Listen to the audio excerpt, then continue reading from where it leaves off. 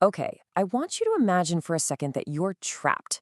Now, we're not talking about a locked room or, being stuck behind physical iron bars. No, imagine being trapped inside a psychological weather system, one where the atmosphere itself is completely controlled by someone else, and you literally can't fight it. You just have to figure out how to survive it. Welcome to this explainer on the absolutely riveting source text, The Second Illumination. Today, we are breaking down the anatomy of a very specific and honestly very terrifying kind of trap. Right off the bat, there's this letter written by a character named Warrick, and he describes the house perfectly. He says, "It is a machine, and it does not care whose hands are inside it." I mean, wow, that single sentence just hooks us directly into the claustrophobic mystery of the Verity Street house, which is this home meticulously engineered by a man named Sam Vane. Okay, let's dive into this, because it leads us to the absolute core of our explainer today. How on earth do you escape a trap that is built entirely out of love? Because the chilling reality of the Vane family dynamic is that the cage they're living in doesn't look like a cage at all. If you were looking from the outside in, it just looks like a perfect, caring family. To give you a sense of this, just listen to how Sam greets his kids every morning. He says, "Come, my small illuminations. The day is a great green book, and we shall read it together, page by shining page."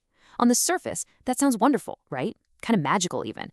But the text uses this to establish an immediate, jarring tonal dissonance. Because this isn't some joyful, spontaneous greeting. It is a highly performative, theatrical act of vocal engineering by a tyrannical father who is rigidly setting the day's unyielding script. So, Section 1, Anatomy of the Machine. Let's look at Sam Vane's control. Let's really pull back the curtain here. If we want to do a psychological breakdown of how Sam's coercive control actually operates on his wife Marion and his children, we have to talk about something he calls Congress. Now, we're not talking about a government body here. It's a mandatory family assembly at breakfast. Basically, Sam uses the breakfast table as a literal courtroom where the previous day's infractions are illuminated. And here's the crazy part. He never yells. He never hits anyone.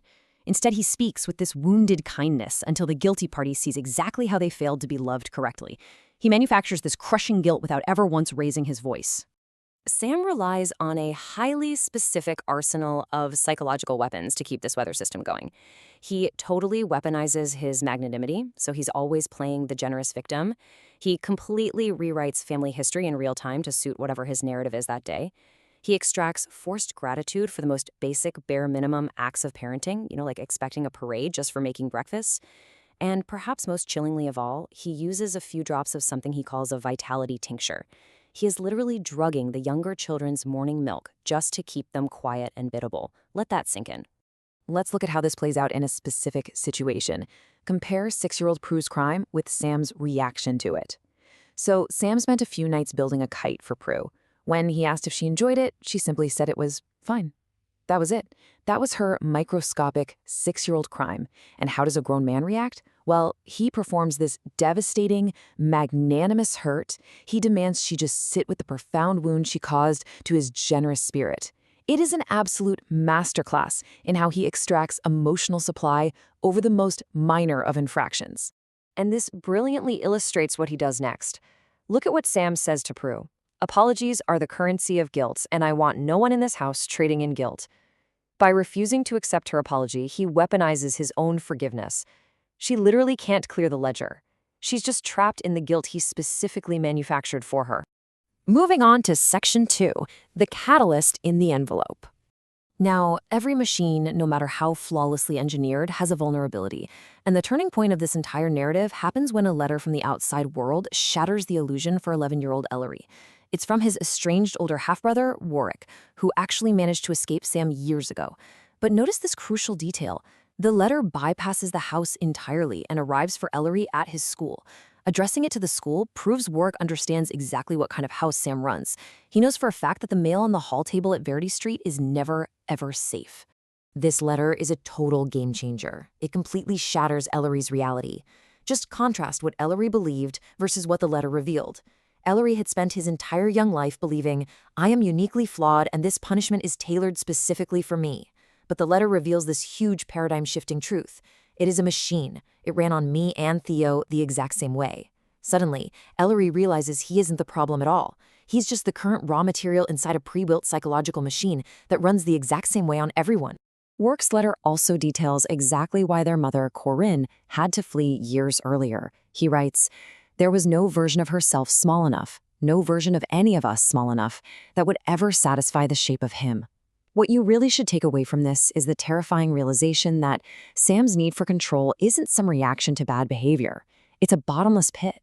He requires absolutely everyone around him to shrink themselves into nothingness.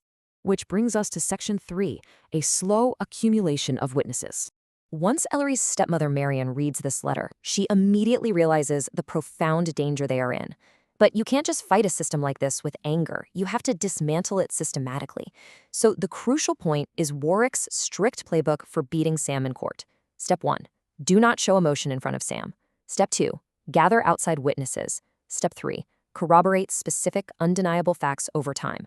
Because you simply cannot beat a manipulator with feelings. You have to beat them with an airtight, perfectly documented legal strategy.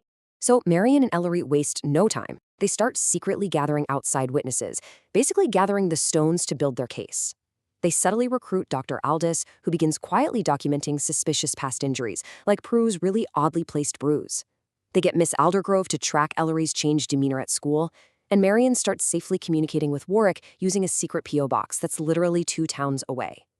Every single piece is small, but all together they are undeniable. Now, you might be wondering, why go to all this trouble?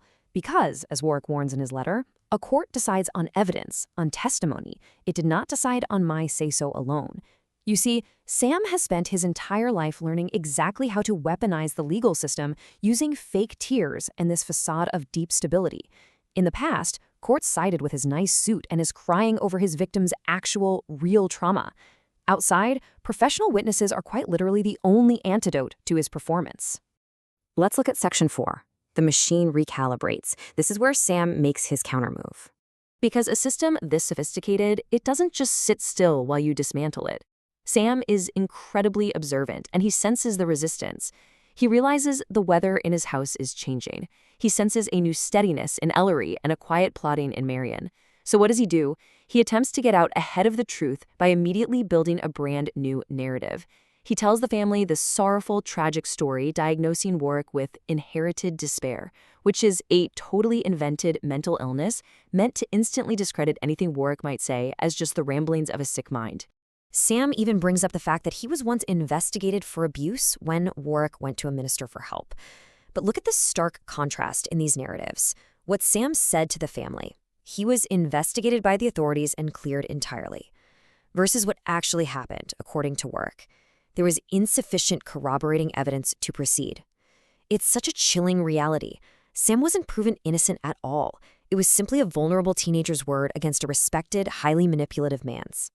And then, sensing the net finally closing in, Sam plays his ultimate trump card. His counter strategy to sever every quiet thread of resistance Marion has built is just devastatingly simple.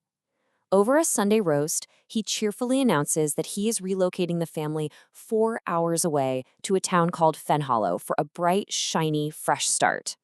Okay, let's move 2 and see how this builds towards a single, absolutely terrifying number. 4. That is the exact number of months left until the move to Fenhollow. The clock is relentlessly ticking down.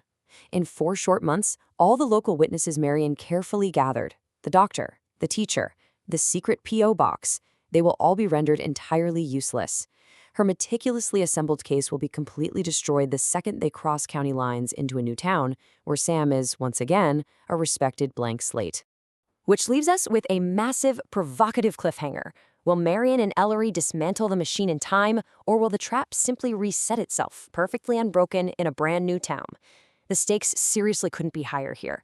If you want to know how this intense psychological chess match ends, you'll definitely have to dive into the full text. Thank you so much for joining me on this explainer. I hope it provided a crystal clear look at the anatomy of coercive control. Remember, sometimes the most dangerous prisons are the ones built right in your very own kitchen. See you next time.